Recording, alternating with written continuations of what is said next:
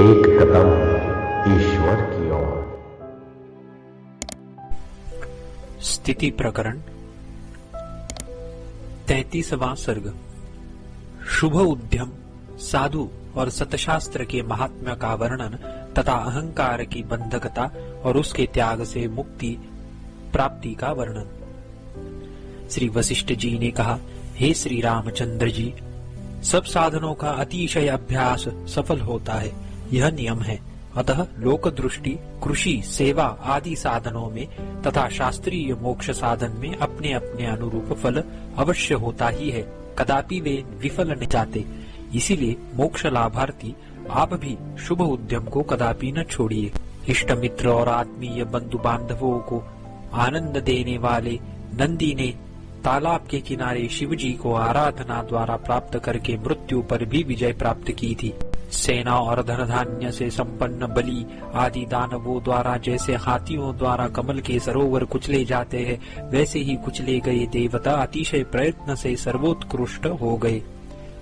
राजा मरुत के यज्ञ में संवर्त नामक महर्षि ने ब्रह्मा की तरह सूर और असुरों से पूर्ण दूसरी सृष्टि की। शास्त्रीय महान शुभ उद्योग से युक्त विश्वामित्र जी ने बार बार की गई कठोर तपस्या से दुष्प्राप्य ब्राह्मणता प्राप्त की।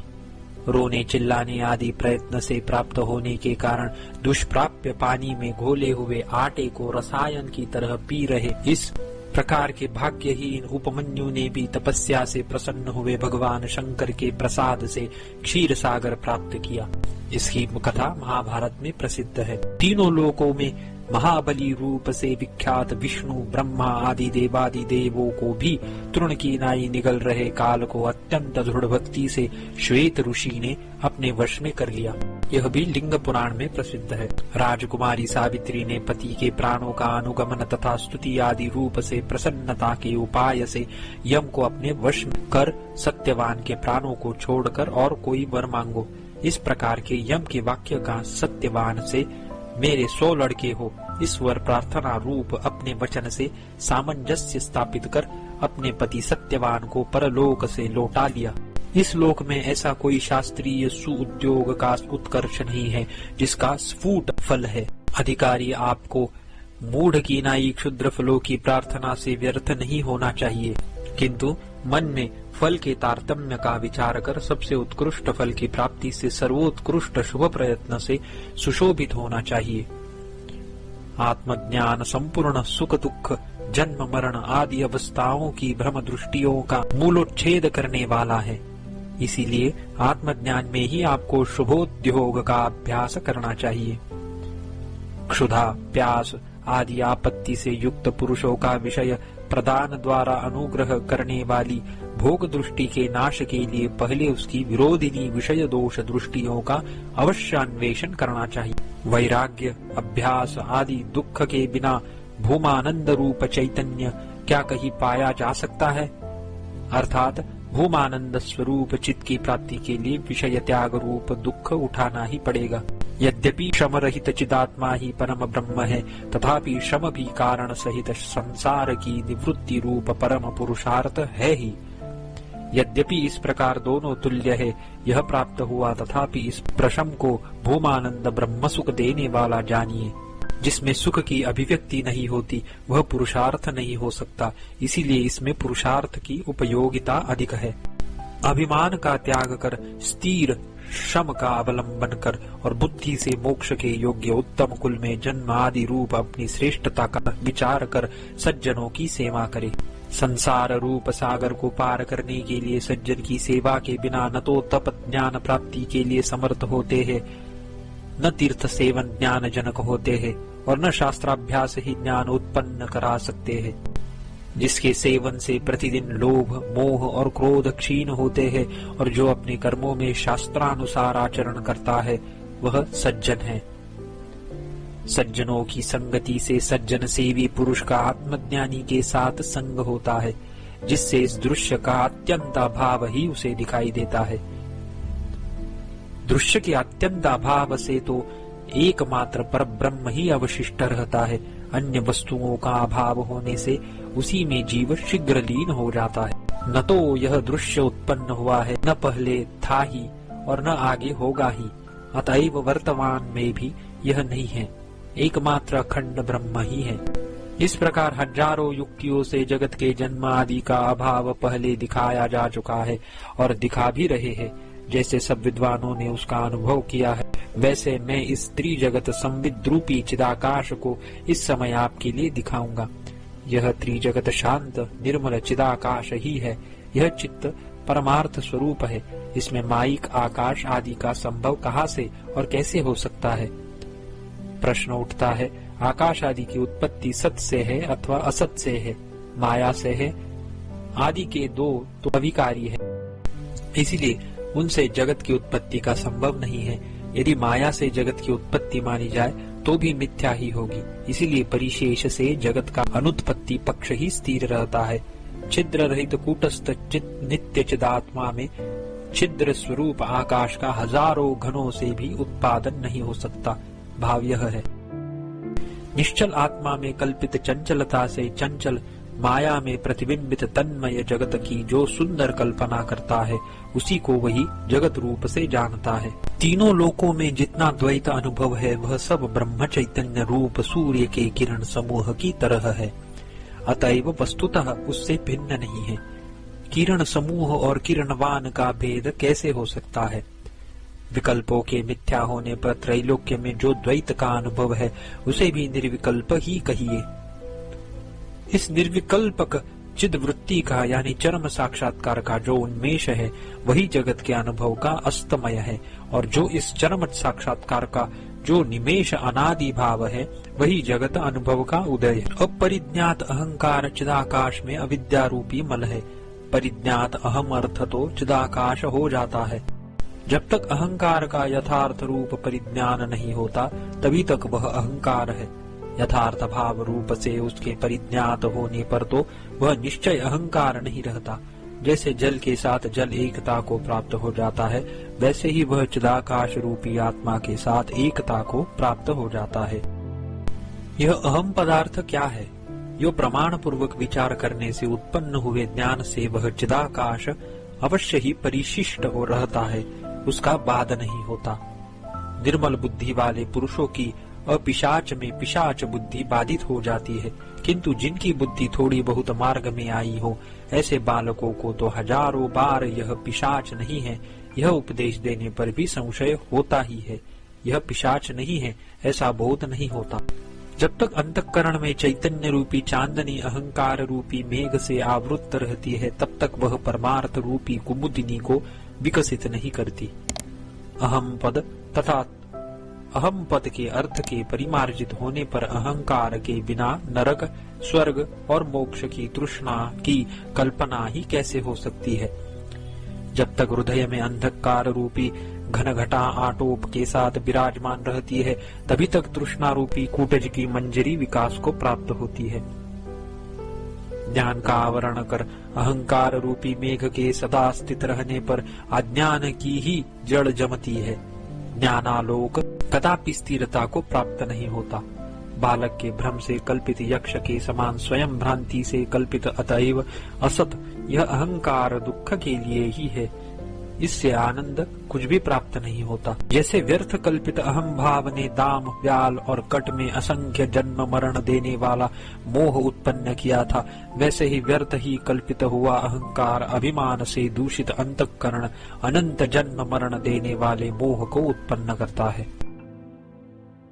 यह देह मैं हूँ, इस प्रकार के प्रबल अज्ञान से बढ़कर अनर्थकारी दूसरा अज्ञान न इस संसार में हुआ और न होगा। इस संसार में जो कुछ भी सुख दुख रूपी विकार प्राप्त होता है, वह अहंकार रूपी चक्र का मुख्य विकार है।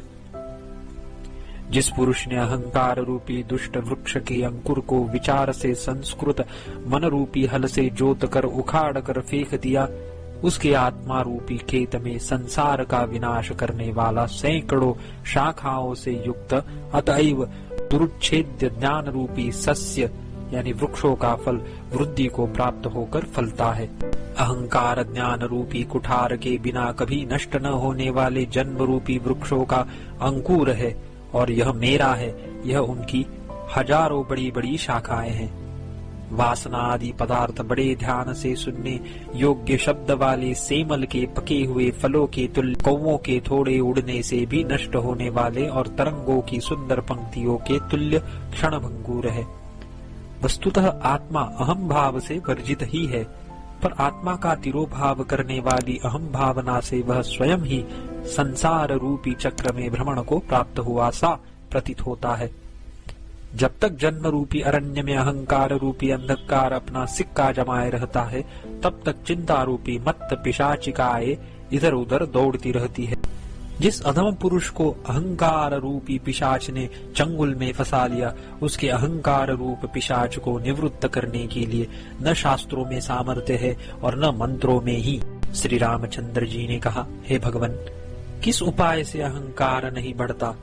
हे ब्रह्मन, संसार रूपी भय की निवृत्ति के लिए आप वह उपाय मुझसे कहने की कृपा कीजिए। श्री वशिष्ठ जी ने कहा, हे श्री रामचंद्र जी, पूर्वोक्त आत्म स्वभाव के सदा स्मरण से आत्मा को चिन्मात्र दर्पण की तरह निर्मल रखने पर अहंकार नहीं बढ़ता। यह जगत रूपी इंद्रजाल मिथ्या है, मुझे इसमें स्नेह और वैराग्य से क्या प्रयोजन है? ऐसा मन में ध्यान करने से अहंकार उत्पन्न नहीं होता। जिन पुरुष की आत्मा में अहंकार नहीं है और दृश्य शोभाएं भी नहीं है, ऐसी स्थिति से स्वयं ही निवृत्त हुए व्यवहार से अहंकार नहीं बढ़ता। अंदर अहम, बाहर जगत, यो हेय उपादेय की निमित्त भूत दृष्टियों का क्षय होने पर, अविषमता रूप प्रसन्नता के प्राप्त होने पर अहम भाव नहीं बढ़ता। मैं यानी दृष्टा, चित यानी दर्शन और जगत यानी दृश्य, इस त्रिपुटी ज्ञान की उसमें भी यह शत्रुभूत है, यह मित्रभूत है। इस सृष्टि के क्षीण होने पर, सर्वात्मकता रूप समता के सिद्ध होने पर अहम भाव नहीं बढ़ता। श्री रामचंद्र जी ने कहा, हे प्रभु, इस अहंकार का क्या आकार है और कैसे देह मात्र में अहम भाव रूप तथा देह से अतिरिक्त बुद्धि मात्रोपाधिक अहंकार रूप इसका त्याग होता है, एवं इसका त्याग होने पर क्या फल होता है? श्री वशिष्ठ जी ने कहा, हे श्री रामचंद्र जी, इस त्रिलोकी में 3 प्रकार अहंकार है। उनमें शास्त्रीय 2 अहंकार यानी सूक्ष्मात्मक विषयक और सर्वात्म विषयक अहंकार श्रेष्ठ है, और तीसरा अशास्त्रीय अहंकार त्याज्य है। आप सुनिए, मैं उन्हें आपसे कहता हूँ। मैं यह सब विश्व हूँ, इस प्रकार कार्य ब्रह्म विषयक तथा मैं कभी च्युत न होने वाला परमात्मा हूँ। इस प्रकार कारण ब्रह्म विषयक अथवा तत्पद के वाच्यार्थ और लक्ष्यार्थ विषयक अहम से अतिरिक्त जगत में कुछ नहीं है।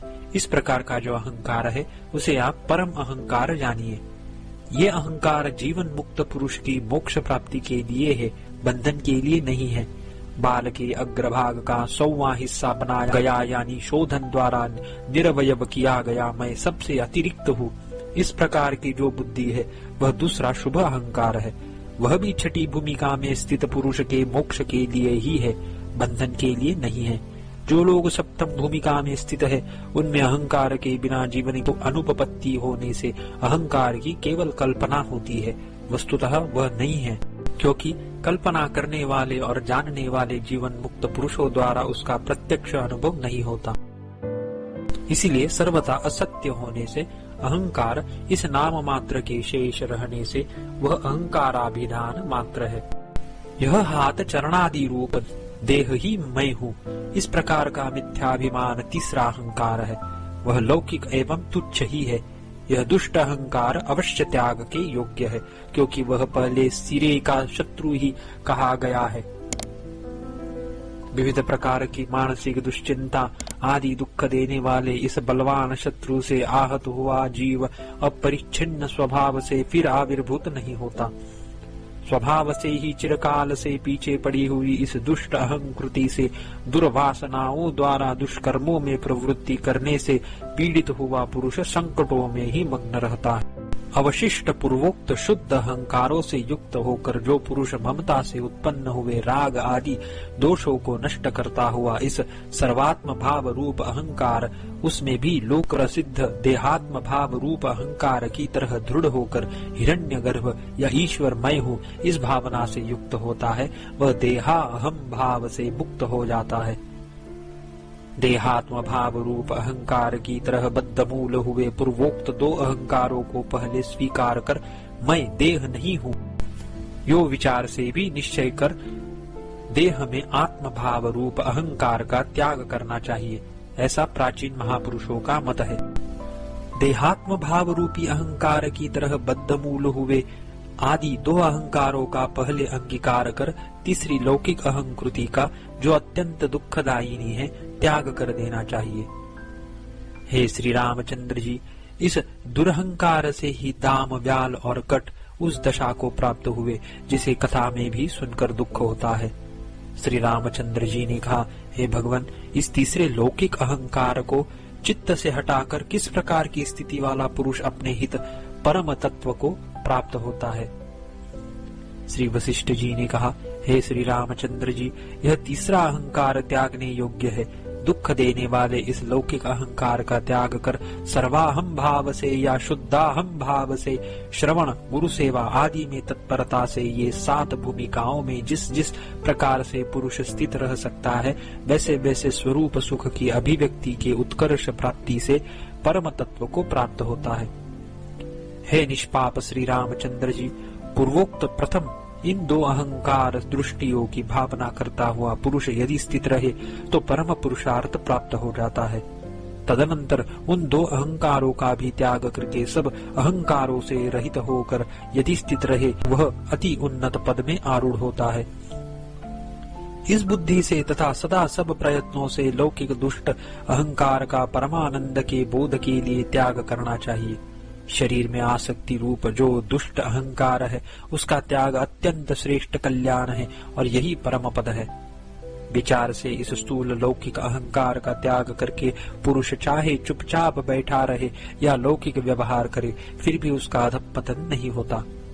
हे महामती श्री रामचंद्र जी, जिस पुरुष का अहंकार नष्ट हो गया उसको भोग रूपी रोग इस प्रकार स्वाद नहीं देते जैसे खूब तृप्त पुरुष को विष मिश्रित षडरस स्वाद नहीं देते। भोगों के स्वाद न देने पर परम कल्याण पुरुष के सामने स्थित सा हो जाता है, क्योंकि उसके प्रतिबंधक की निवृत्ति हो जाती है। अंधकार के तुल्य अग्रहण और अन्यथा ग्रहण में निमित्त भूत मन के अहंकार के नष्ट होने पर और क्या प्रतिबंधक शेष रह जाता है जिससे परम पद की प्राप्ति में विघ्न हो। हे श्री रामचंद्र जी, अहंकार के स्मरण के त्याग से, धैर्य से और श्रवण आदि प्रयत्न से संसार रूपी सागर पार किया जाता है।